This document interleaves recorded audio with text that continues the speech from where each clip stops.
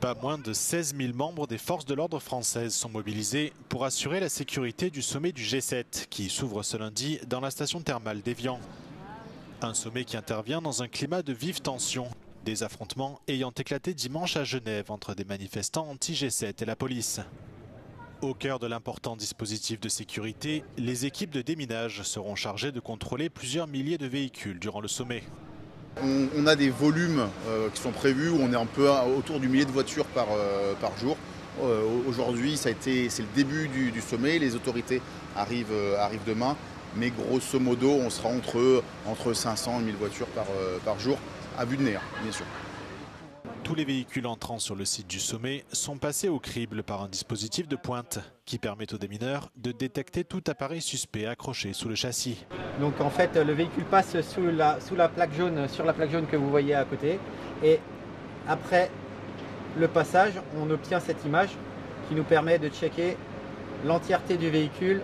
Donc les passages de roues, au niveau des échappements. C'est ensuite au tour des chiens détecteurs d'explosifs d'intervenir pour vérifier l'intérieur des véhicules, suivis par des spécialistes issus de l'armée.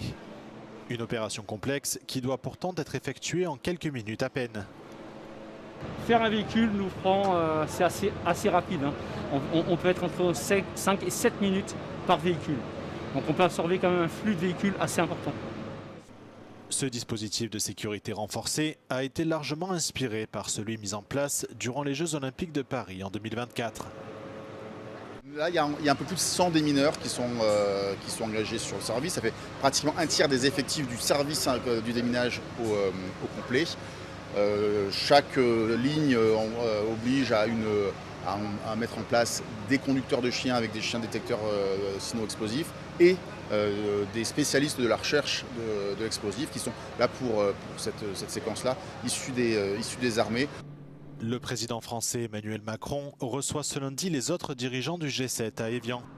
Plusieurs pays invités, dont le Brésil et l'Inde, sont également représentés.